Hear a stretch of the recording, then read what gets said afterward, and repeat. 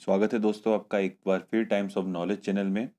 और जैसा कि वैसे पिछले वीडियो में मैंने आपको DFCCIL के बारे में बताया था कि आप कैसे उसके लास्ट डेज में प्रिपरेशन करें। हालांकि एग्ज़ाम अभी कंफर्म नहीं है कि फर्स्ट वीक ऑफ अक्टूबर में होगी, बट एडमिट कार्ड्स आ जाएंगे एक वीक के पहले या नोटिफिकेशन आ जाएगा, आपको अपडेट कर दिया जाएगा। बट हम पेपर देख लेते हैं, हालांकि पेपर पे क्वेश्चंस कैसे आते हैं और किस टाइप के क्वेश्चंस पूछे जाते हैं, तो वो मैं आपको इसमें डिस्कस करने वाला हूँ। पहले ही बता दूं, मैं यहाँ क्वेश्चंस को आपको समझाऊंगा नहीं, थोड़ा बहुत डिस्कशन करूंगा। अगर आपको कोई सा क्वेश्चन समझना हो, डिटेल एक्सप्लेनेशन उसका चाहिए हो, ठीक है, तो आप कमेंट कर दीजिएगा क्वेश्चन नंबर, हम आपको नेक्स्ट वीडियोस बना के उसमें आपको एक्सप्लेन कर देंगे। ठीक है, तो आप अपना डाउट कमेंट कर दीजिएगा।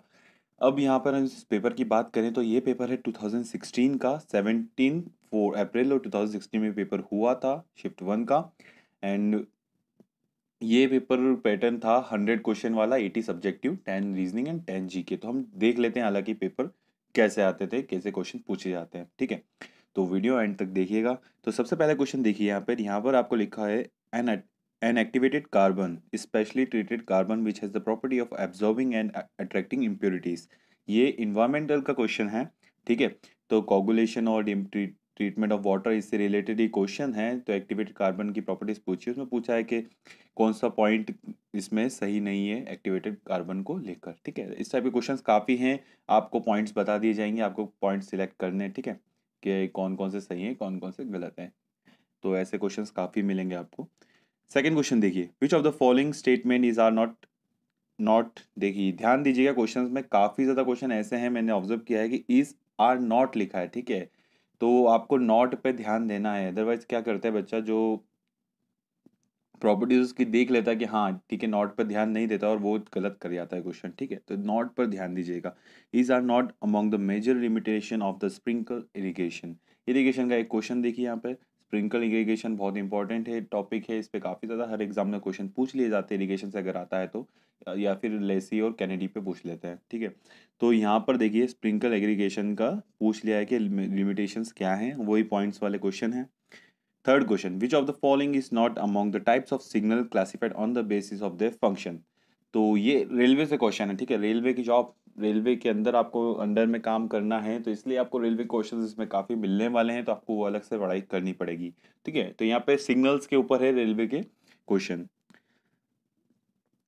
अब नेक्स्ट क्वेश्चन देखेंगे तो आपको दिख जाएगा, आरसीसी का क्वेश्चन दिख रहा है, सॉरी कंक्रीट का दिख रहा है। यहाँ पर स्लम पे पूछा है, स्लम टेस्ट जो होता है, स्लम कौन टेस्ट टेस्ट उस पे जो उसकी वैल्यूज आती है, कहाँ कहाँ कौन से कितना स्लम्स आपको प्रोवाइड यूज करना होता है अलग अलग जगह, पेवमेंट्स में, आरसीसी में, फुटिंग्स में, तो वो चीज़ यहाँ पूछी गई है आपसे। नेक्स्ट क्वेश्चन देखेंगे, which term is appropriate for the branch of physic geography which deals with the origin distribution of water on the earth surface. ठीक है, तो ये हाइड्रोलॉजी का क्वेश्चन पूछ लिया है। नेक्स्ट क्वेश्चन फाउंडेशन पे हो, फाउंडेशन के ऊपर है 6 नंबर का। 7 देखेंगे तो 7 क्वेश्चन पूछा गया है बेंडिंग मूवमेंट पर, कि बेंडिंग मूवमेंट की डेफिनेशन दे दी है, वो सिंपल क्वेश्चन है। उसके बाद पूछ लिया गया स्ट्रेस स्ट्रेन के फॉर्मूले पे। ठीक है, स्ट्रेस का फॉर्मूला पूछा है, स्ट्रेन नहीं है, सिर्फ स्ट्रेस का फॉर्मूला पूछा है। आगे देखेंगे तो आपको यहाँ पे सोम का एक और क्वेश्चन मिलेगा, यहाँ पे शेयर स्ट्रेस निकालना पूछा गया, वैल्यूज दे रखी है, आपको शेयर स्ट्रेस फाइंड आउट करना है। 10 नंबर का क्वेश्चन देखेंगे तो आपको सॉइल मैकेनिक्स के काफी ज्यादा क्वेश्चन आपको मिलने वाले हैं। तो सॉइल मैकेनिक्स का पूछा है, कंसोलिडेशन के ऊपर पूछा है, उन्होंने दे रखा है कि विच type of soil is not fully consolidate, जो भी ऑप्शन है उसमें से आपको बताना है। 11 नंबर क्वेश्चन देखेंगे तो फिर से आपको दिख जाएगा, स्ट्रेस के ऊपर है, सोम का क्वेश्चन है, dash is the normal stress when it acts into the area. तो कंप्रेसिव इसका आंसर है, जो कि नॉर्मल स्ट्रेस होती है और जो एक्ट करती है किसी एरिया पर। 12 नंबर का क्वेश्चन देखेंगे तो टरजागी का पूछ लिया, यहाँ पर सॉइल से ही क्वेश्चन आ गया है, वन डायमेंशनल कंसोलिडेशन थ्योरी के ऊपर। आपको टरजागी की कुछ लिमिटेशंस हैं वो पूछ लिए गए हैं, ऑप्शन सिलेक्ट करने होंगे आपको। Which of the following statement, 13 number question, is are true about the type of gauge in Indian railway. जो broad gauge, metre gauge and narrow gauge होते हैं इंडियन रेलवेज में, उससे रिलेटेड ये क्वेश्चन है, उसके क्या डायमेंशन के ऊपर पूछा गया। 14 नंबर क्वेश्चन देखेंगे तो which among the following is are the correct assumption of the type of simple bending. तो बैंडिंग के ऊपर सोम का क्वेश्चन है, टॉस या सोम दोनों में आता है। तो सिंपल बैंडिंग के ऊपर आपको अजम्पशंस जो हैं वो बताना है, कौन से सही हैं कौन से गलत हैं। नेक्स्ट क्वेश्चन देखेंगे तो आपको फिर सॉइल का क्वेश्चन मिल रहा है 15 नंबर का। आपको सैचुरेशन यूनिट वेट दे रखा है आपको, ठीक है।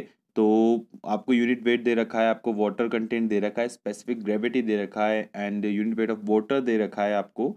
तो इससे आपको वॉइड रेशो निकालना है। तो बेसिक प्रॉपर्टीज ऑफ जो सॉइल है उस पर सारे फॉर्मूलेस आपको याद होने चाहिए, उस पर क्वेश्चंस बनेंगे। कभी वॉइड रेशो निकालने को, कभी पोरोसिटी निकालने को बोल देंगे, कभी आपको स्पेसिफिक ग्रेविटी निकालने को, कभी सैचुरेशन निकालने को बोल देंगे। ऐसे कर करके सारे क्वेश्चंस वो बना दिए जाते हैं।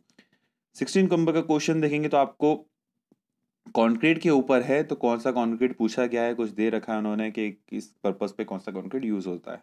तो आप पढ़ लीजिएगा क्वेश्चन, अदरवाइज आपको एक्सप्लेनेशन चाहिए तो मुझे बता दीजिएगा। 17 नंबर का क्वेश्चन देखेंगे तो ये भी active earth pressure, passive earth pressure and earth pressure at rest soil का क्वेश्चन है, रिटेनिंग वॉल का। 18 नंबर क्वेश्चन पाइल्स के ऊपर है, bearing piles and bearing piles, piles compaction piles and friction piles. इसके ऊपर क्वेश्चन है, आपको कुछ दे रखा है कि आप कौन सी पाइल्स उसके अंडर आती है। तो आप लाइन पढ़ेंगे तो in the pile foundation which type of piles act as a column and transmit the load through the weak soil to firm stratum at a great depth. तो कौन सी पाइल वीक सॉइल से एक hard rock तक आपका load पहुंचाती है। तो and bearing piles हैं जो पूरा बियर करती है लोड को। अब नेक्स्ट क्वेश्चन देखेंगे 19।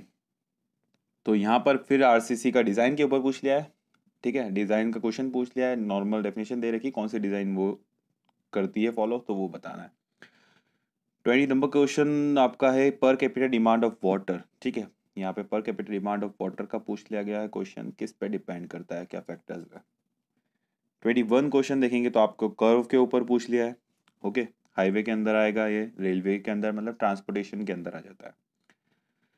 22 क्वेश्चन आपको देखेगा सर्वेयर का एरर्स के ऊपर है, सिंपल क्वेश्चन है, एरर के ऊपर पूछ लिया गया कौन सा एरर है, सिस्टमेटिक है, रैंडम है, कांस्टेंट या ब्लंडर्स हैं। 23 देखेंगे तो आपको मिल जाएगा सीमेंट के ऊपर क्वेश्चन। सीमेंट आपका बीएमसी मैंने आपको पिछले वीडियो में बताया मेजर टॉपिक है, आपको ये अच्छे से पढ़ना है, सॉइल भी अच्छे से पढ़ना है, सर्वे भी अच्छे से पढ़ना है, सोम भी अच्छे से पढ़ना है। तो सब्जेक्ट बता दिए, इस पे क्वेश्चन आपको काफ़ी मिलेंगे। 24 क्वेश्चन आपको देखेंगे, ये भी बीएमसी पे सीमेंट के ऊपर है, आपका टेस्ट के ऊपर। उसके बाद आप देखेंगे तो क्रॉसिंग पूछ लिया गया है, पहले सिग्नल था रेलवे का, आप क्रॉसिंग भी पूछ लेते, तो आपको सिग्नल, रेलवे की क्रॉसिंग्स एंड गेजेस जितने होते हैं और आपका ऑपरेशंस कितने होते हैं, शंटिंग ऑपरेशन और ये सब, ठीक है।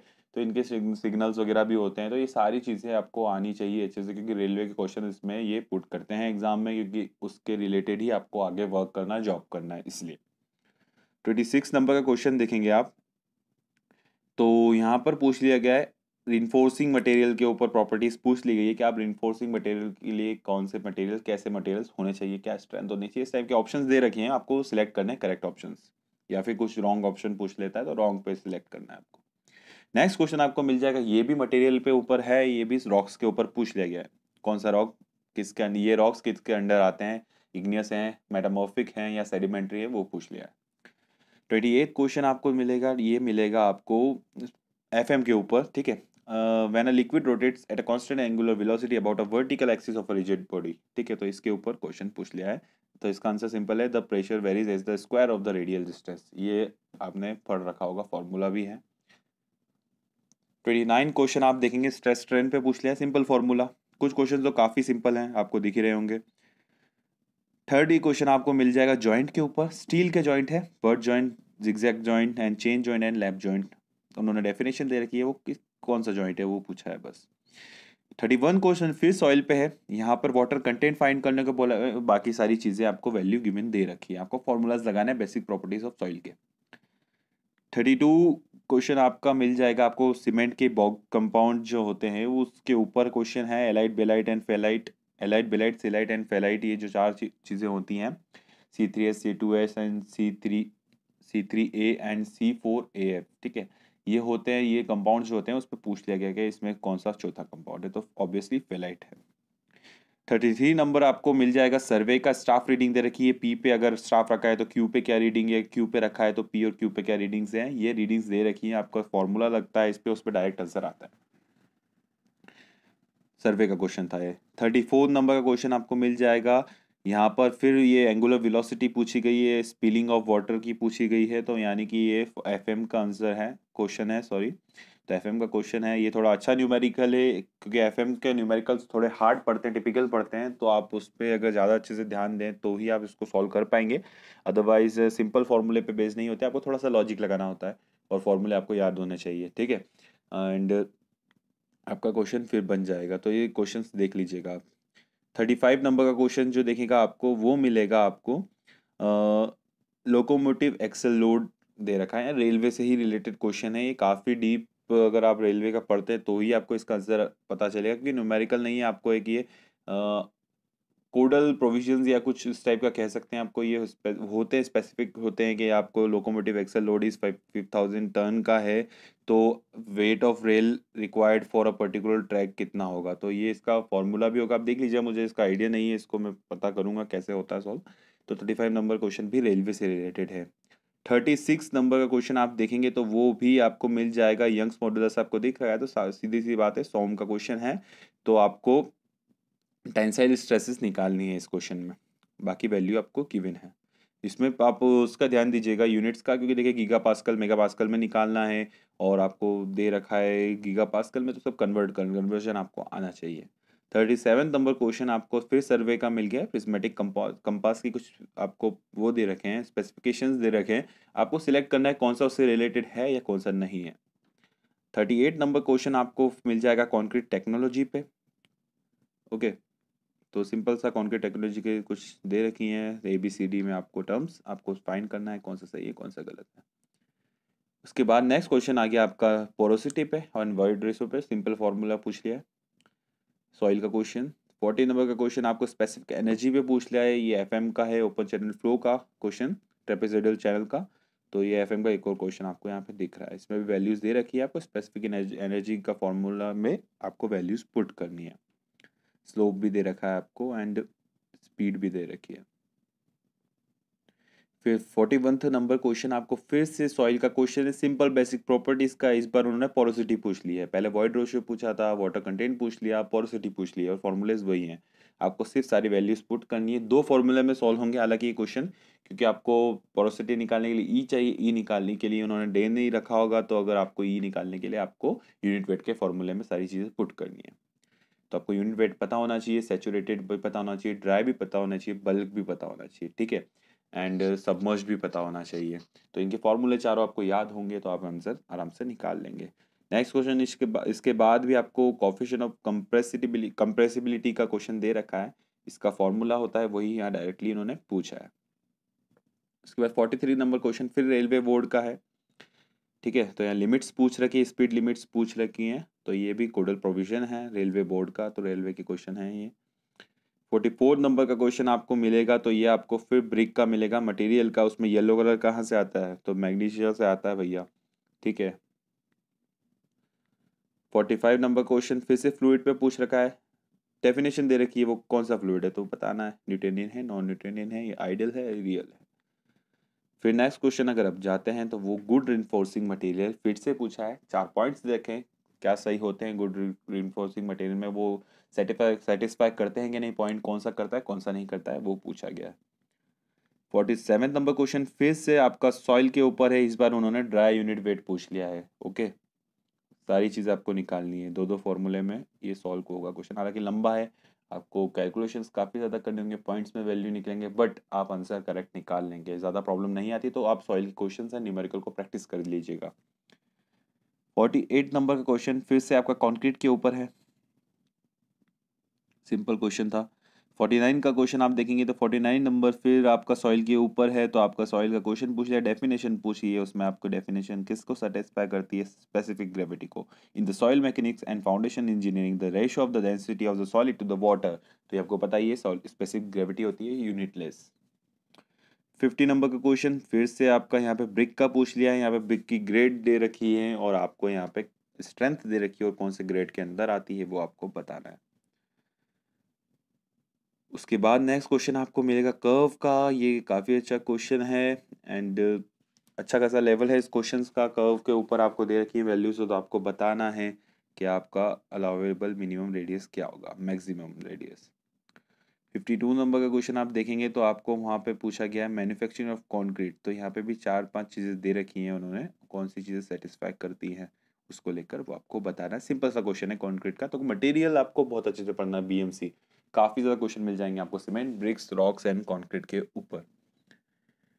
आगे अगर मूव करें तो हम देखें नेक्स्ट क्वेश्चन आपको मिलेगा शेयर स्ट्रेंथ पे। ठीक है, ये भी सॉइल का क्वेश्चन है। तो आपको इसका बताना है आपको कौन सी चीज़ें आती है। What is the correct reason due to which the shear resistance of the soil ऑक्यूर्स।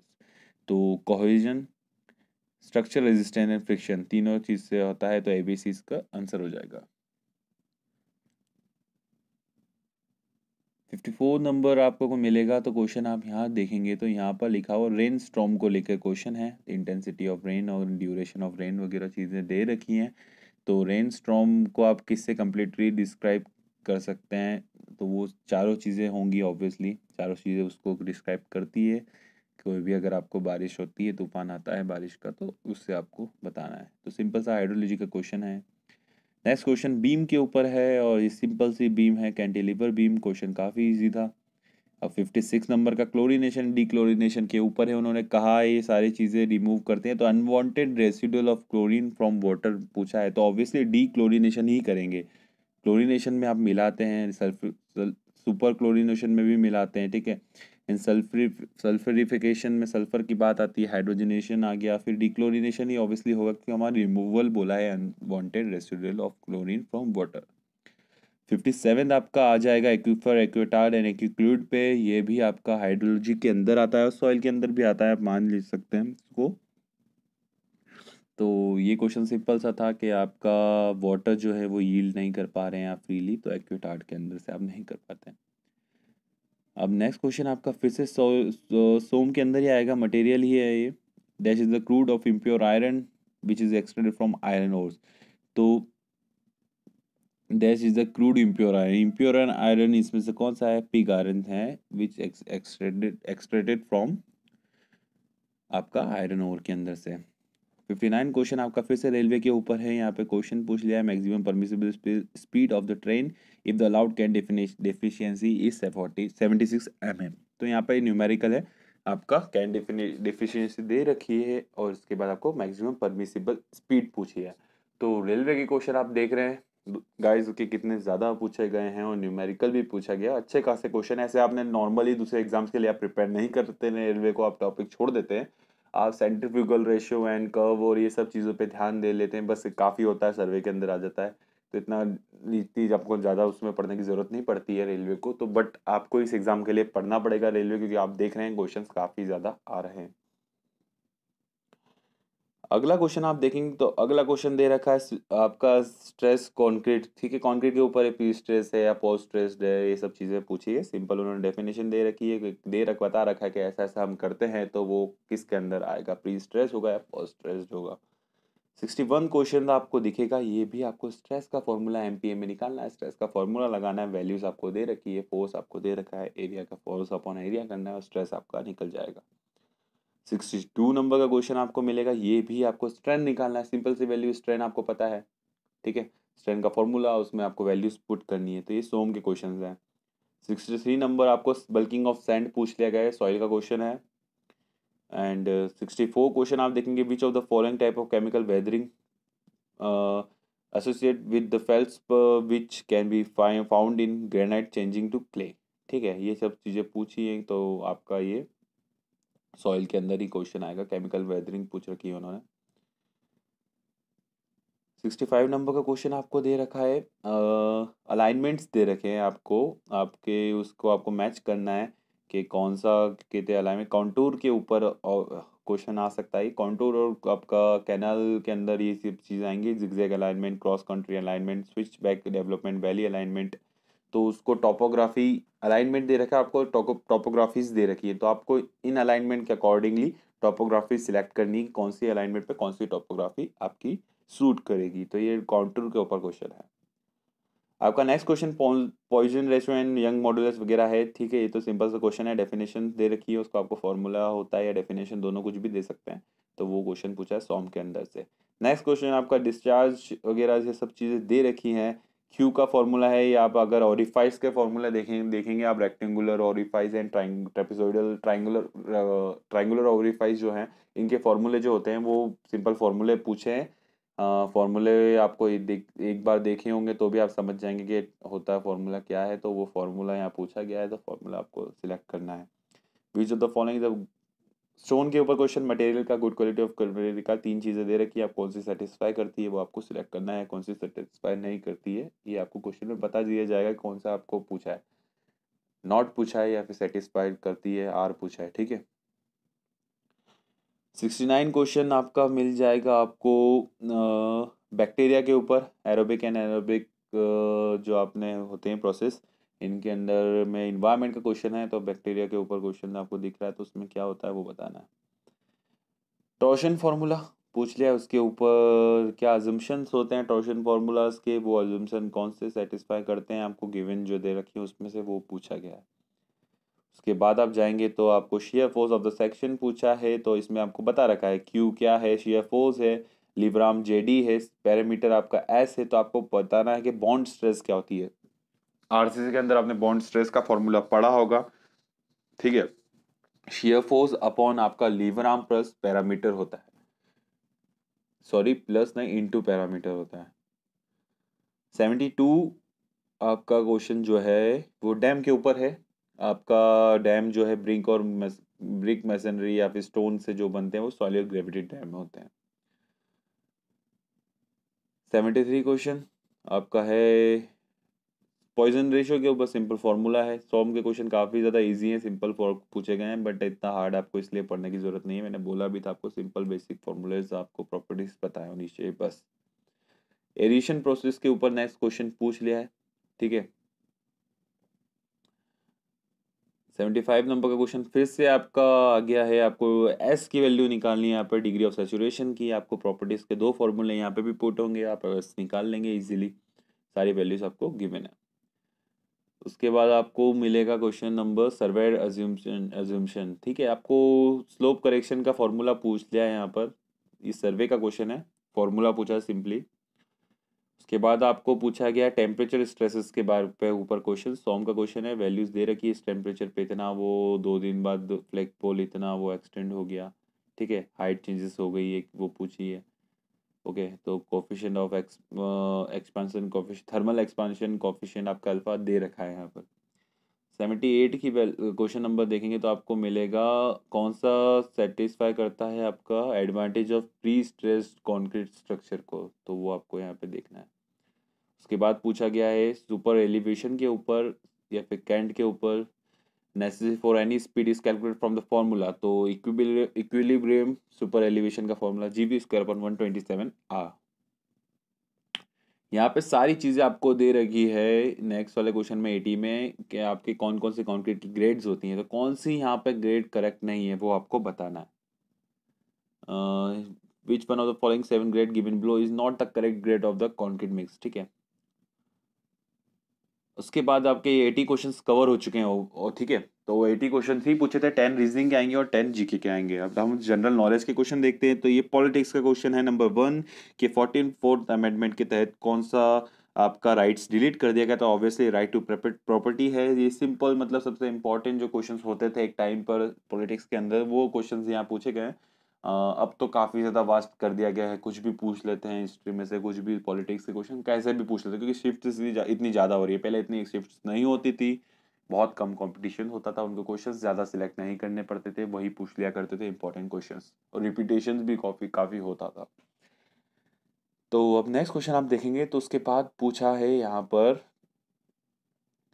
Discovery के ऊपर, ठीक है। Which scientist discovered the stimuli and in plants are due to electrical impulse, तो आपको ये साइंटिस्ट डिस्कवरी के ऊपर क्वेश्चन पूछा गया है।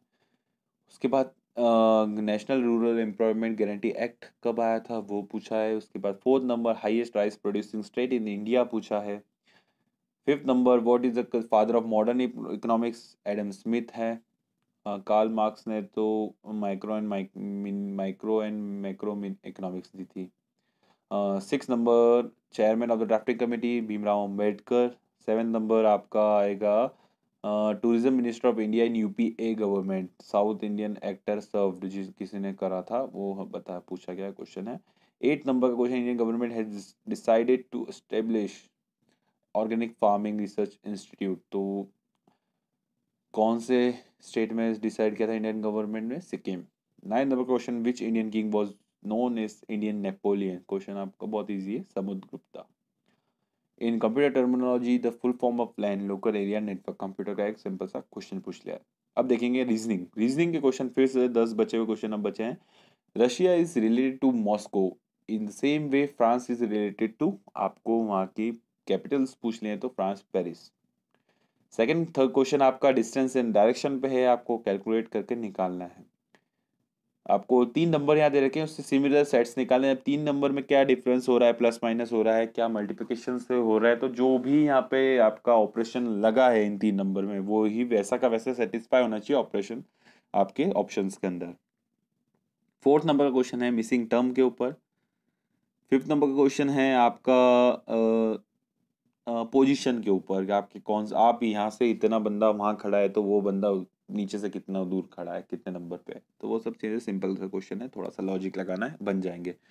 नेक्स्ट वाला मिसिंग टर्म्स मिसिंग सीरीज है, आपको एम दे रखे हैं, आपको कौन सा फॉलो हो रहा है वो चीज़ लगा के देखनी है। सिंपल, आपको ज़्यादा टाइम नहीं खाएगा, आप सारे इसमें वैल्यू एक बार सारे लगा के देख लें तो जो फॉलो अच्छा ऑपरेशन आपको दिख रहा है वो ऑब्वियसली आंसर हो जाएगा। कोडल पे आ गया, ठीक है। कोड के ऊपर दे रखा है कि टूर को कोड करा है, इसके द्वारा कोडिंग डिकोडिंग का क्वेश्चन है, सिंपल सा। 8 नंबर का क्वेश्चन आपको पूछा गया है ब्लड रिलेशन पे, ओके।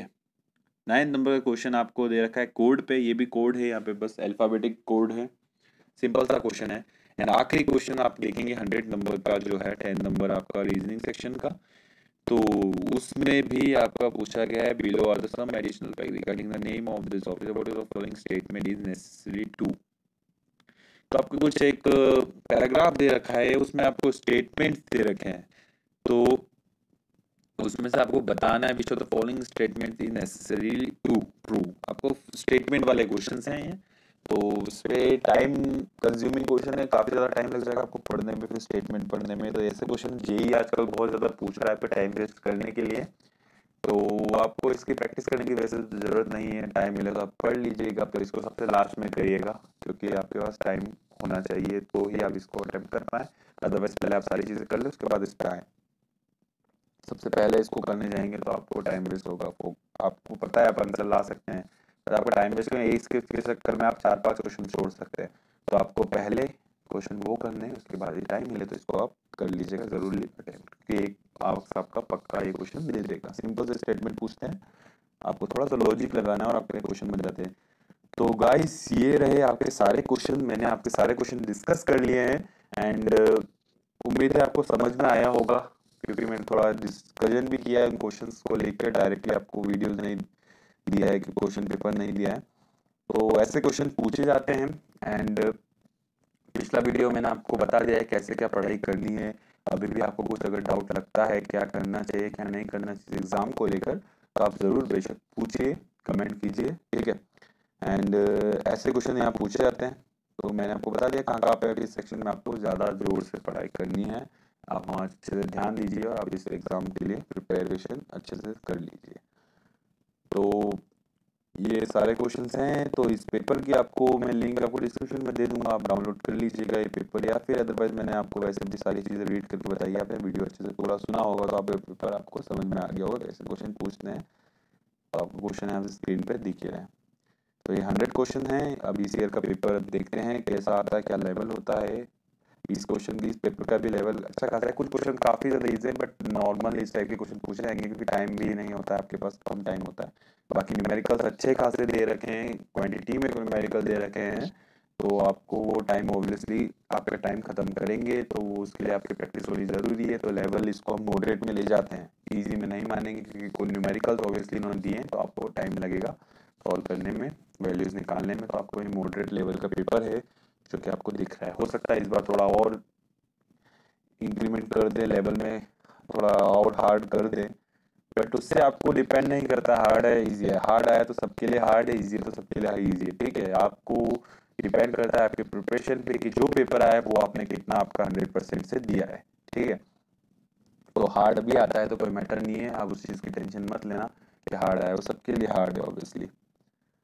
तो गाइस मैं अब चलता हूँ, विदा लेता हूँ, काफ़ी ज़्यादा लंबा वीडियो हो चुका है, आप लोग भी बोर हो जाएंगे, तो विदा लेता हूँ मैं। जय हिंद, वंदे मातरम।